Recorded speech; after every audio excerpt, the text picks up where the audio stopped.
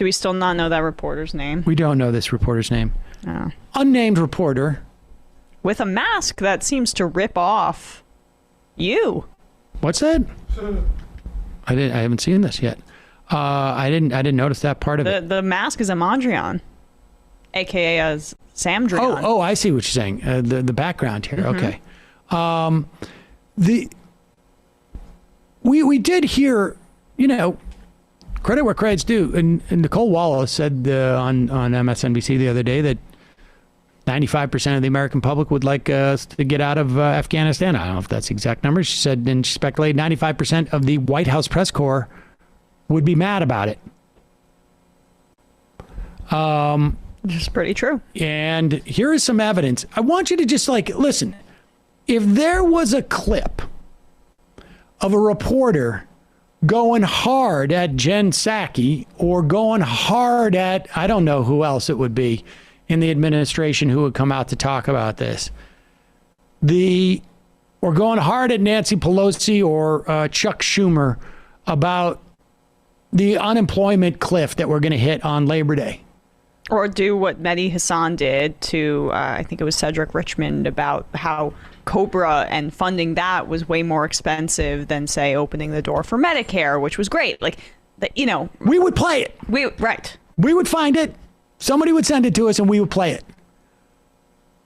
I can't prove that has never happened, that somebody has aggressively gone after this administration for stuff like this. Outside of that example. Outside of that example. But in the White House press corps. In the White House press corps in particular. I can't prove it, but like I say, hard to imagine that happens and we don't see it. Yep. I say that to prepare you for how hard this unnamed reporter, don't know the name of him. We've been trying for hours to find the White House press corps. Right.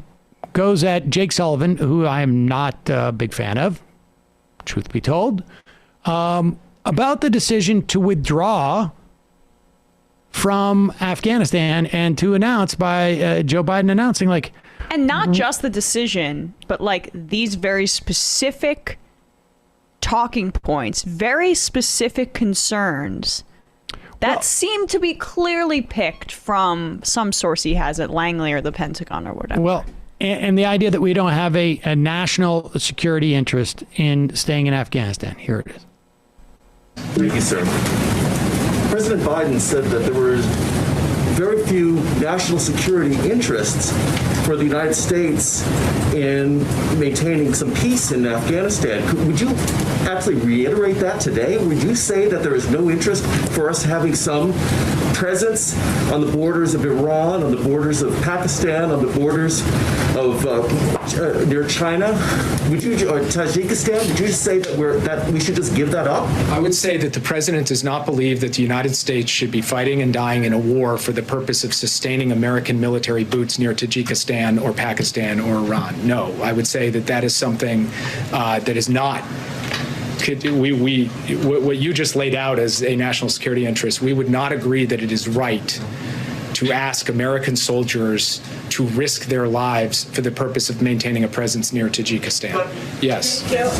What? I mean, good for him. For Sullivan for being that explicit and directly responding to that. But I mean, give me a break here. That reporter was working himself up over military presence on the border of Tajikistan. Why is this guy covering the White House? Why isn't he down in theater? You get embedded with those guys. There is a real crop of people covering national security in this country who are so cozy with their sources. And we saw this during the war on terror, of course, just how these sources feed them information that is just flimsy as hell. And they make it into this massive story about an existential threat. And then they publish it and it gets us into another conflict. And you saw that play out in real time there. The American people are clamoring to know how we're going to maintain our presence along the border in Tajikistan and what that implicates America. That's just like nuts. And to your point, they'll never get that worked up about healthcare. They'll never get that worked up even about voting rights or immigration or all of these topics that actually affect people.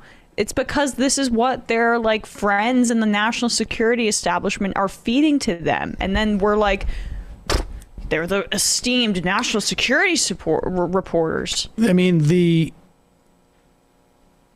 this really played out in the early aughts. Was the way that you became sort of taken seriously was to align yourself with the most gravest of feelings that we must make the hard decision to go in and bomb these people. That was the way that you became seriousness. That's the way you had gravitas. We've talked about the Thomas Friedman going on to Charlie Rose after the invasion. Maybe I believe in the summer of 2003. Summer of 2003. And saying we had to go in there, Charlie, and break this bubble. He was talking about, he was comparing it to another bubble. I can't remember what it was. And he said, we have a terrorism bubble. And there's an asymmetry here. And we need to go in and pop that bubble. We need to break down doors from Basra to, I can't remember where he said, in Iraq. And we need American boys and girls to break down those doors and with the butt of a gun and say, suck on this. Which part of this do you not understand? And that was like the way that he, you hear people talk about like, we shared sacrifice and making the hard choices, and it's not really a hard choice, and it's just like this sort of LARPing a little bit. No, I feel like when you read someone like Tom Friedman, these like major editorial writers that just have zero substance, the reason they persist is because they have the ear of generals and stuff like that, and that's who loves to hear what the smoke they're blowing. Well, that's true, but they're not doing it just for the sake of general. I mean, they're doing it because they want to inflate themselves to be able to make these decisions of life and death. Right, of life and death for other people, and a guy like Friedman in particular was that much more dangerous because,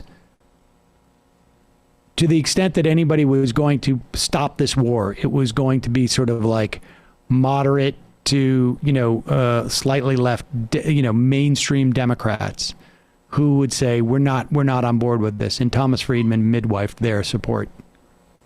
It's they get to feel like they're a part of some trade secrets, and it's like this trade secrets, and also like they're playing God. Yes, that too. Like, I mean, this is like, this is a decision that like kings used to make, right? We're going to war. And now you get a little bit of like, this is like the, have you ever wanted to own a piece of art? Well, now you can buy a share of it. And for a guy like Thomas Friedman, this is like part of being, of the ruling elite. And the way that I do that is I push that, going to war, and I do it with a pen. Yes. And I do it with my perch in the New York Times, and with the backing of my billionaire wife.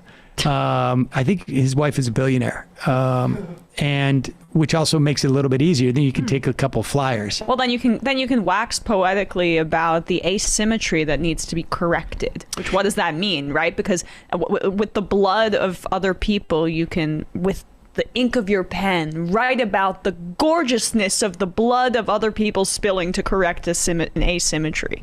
And you Make can it also symmetrical. Buy a bunch of really bad metaphors. Yeah. An asymmetrical bubble? There's a great Ive Stone quote on a well-connected journalist who says, there's a lot of things those journalists know that I don't know, but a lot of it is wrong. Yeah, that's exactly right. It's exactly right. And like, if you watch that whole press conference with Jake Sullivan yesterday, it wasn't just this reporter who Bradley and I maybe tried to find out his name for 3 hours today. Like, all of them working themselves into just a tizzy about this. And We never see that for any other policy set in this country. Like, I don't know. It's a specific kind of self-importance that saturates a lot of reporting in legacy media on these kinds of topics that I just think people need to be aware of when they're reading it, because, you know, the sources have their own agendas, and a lot of their own intelligence is wrong, and what they're leaking has specific purposes. So it's just like there's all of these layers to it that make it a real minefield. Folks, there's more of what you've just saw where that came from. That's if you hit the subscribe and like button. Thank you. Really, thank you.